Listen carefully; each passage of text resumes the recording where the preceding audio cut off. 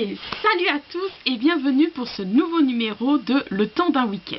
Oui, je sais, ça faisait un petit moment que je l'avais pas fait. D'ailleurs, une des organisatrices, Roxinette, si je me trompe pas, a mis sur le topic on ne te voit plus. Je lui ai dit tout simplement parce que voilà, les sujets m'inspiraient pas, ou alors s'ils m'inspiraient, il n'y avait pas un livre pour les samedis d'hier. Les vieux samedis, pardon, ou alors c'était l'inverse, c'était un livre que j'avais pas pour les dimanches de demain. Enfin bon, bref, après ce petit blabla d'introduction, comme d'habitude, donc passons donc au temps de ce week-end qui est, alors, le plus long titre. Alors, donc pour les vieux samedis, je suis désolée, je n'ai plus le livre, donc finalement j'ai imprimé sa couverture, alors j'espère que vous allez bien voir.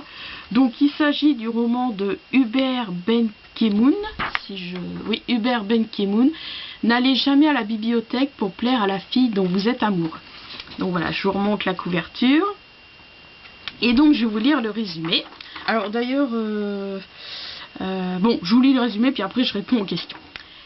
Hugo est tombé amoureux de Garance. Le seul problème, elle dévore les livres alors que le garçon déteste ces derniers. Pourtant, ils ont rendez-vous devant une bibliothèque. Garance convoite un livre et le bâtiment est fermé. Mais que ne ferait pas Hugo pour allumer les pupilles de la plus merveilleuse des filles? Alors, première question. Avoir été l'auteur, auriez-vous choisi un titre différent? Non, parce que ça... Voilà, des fois c'est vrai qu'on cherche...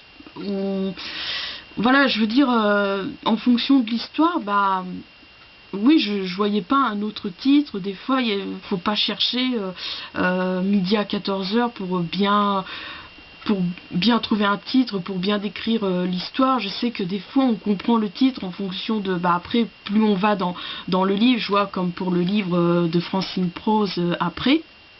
Et donc voilà, non, j'aurais pas mis un autre titre. Alors ensuite, est-ce qu'il correspond bien au livre et qu'avez-vous pensé de celui-ci? Donc bon, ça regroupe un peu... dû à la première question, donc oui, comme je vous expliquais, oui, je trouve qu'il correspond bien au titre, au livre, puisque voilà, c'est... l'histoire c'est ça, c'est voilà, il va à la bibliothèque et il lui arrive plein d'aventures, tout ça, donc oui, en fait c'est comme si c'est le personnage, donc Hugo, qui nous disait ça et qui nous dit n'allez jamais à la bibliothèque pour plaire à la fille dont vous êtes amoureux. Et donc, et qu'avez-vous pensé de celui-ci? Donc, pourquoi je l'ai plus et donc j'ai dû être obligée de vous l'imprimer? Tout simplement parce que je ne l'ai pas aimé, donc comme je vais vous le faire part dans ma critique. Alors, finalement, qu'est-ce qui m'a donné envie d'acheter ce livre? Telle est la question que je me suis posée après avoir tourné la dernière page. Vous allez me répondre, la 4e de couverture.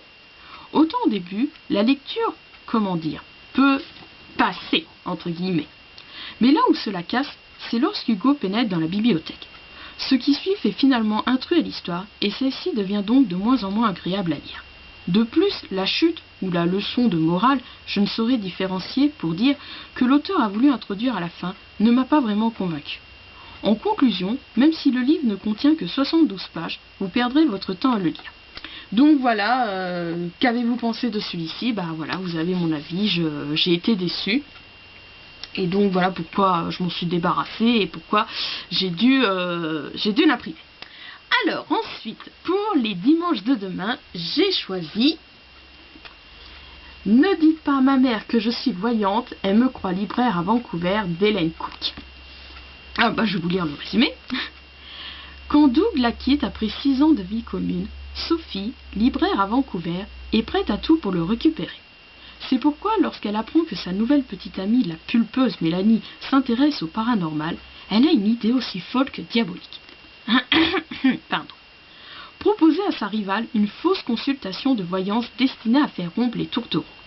Mais rien ne va se passer comme prévu, car Sophie se retrouve vite dépassée par le succès inattendu de ses nouveaux talents. Hélène Cook signe une comédie désopilante portée par une héroïne au caractère bien trempé, maladroite et attachante à soi. Alors, première question. Est-ce que vous trouvez ce titre accrocheur? En fait, pour être honnête avec vous, ce livre-là, voilà, il m'était pas inconnu, bien évidemment le titre ne m'était donc pas inconnu, parce que c'était à force de le voir dans les... pas trop dans les blogs, mais plus dans les vidéos, après les fiches de lecture, fiches de lecture, il paraissait souvent sur Livre Addict et également donc dans les vidéos des personnes donc, qui les ont lus, ceux qui aiment bien tout ce qui est roman de chick-lit. Et donc, ouais, en fait, oui, ça... Bon, j'essaye de répondre quand même à la question, parce que c'est vrai que moi je l'ai acheté parce que c'était à force de le voir. Je dirais que oui, il est assez curieux, il est assez... ouais, je pense qu'il nous attire que par sa curiosité. Enfin, je sais pas, je pense que... Oui, il nous attire notre curiosité. Bon, je vais y arriver. Et donc, la dernière question, c'est: y a-t-il des parties dans ce titre que vous trouvez inutiles? Pourquoi? Bah non, après c'est vrai que je peux pas trop juger parce que je l'ai pas encore lu.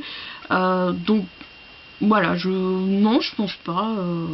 Non, je trouve il est amusant, voilà. Puis comme je vous dis, ça attire la curiosité. Voilà, donc voilà pour j'allais dire les dimanches de demain. Voilà pour donc le temps d'un week-end, de ce week-end. Sachez que celui-là du week-end prochain, je pense pas que je vais y participer. J'ai vu le thème et je sais pas, je vais voir. Peut-être si je m'y attarde bien, si je réfléchis, peut-être, j'en sais rien. Mais en attendant, je vous retrouve tout de suite pour un tag.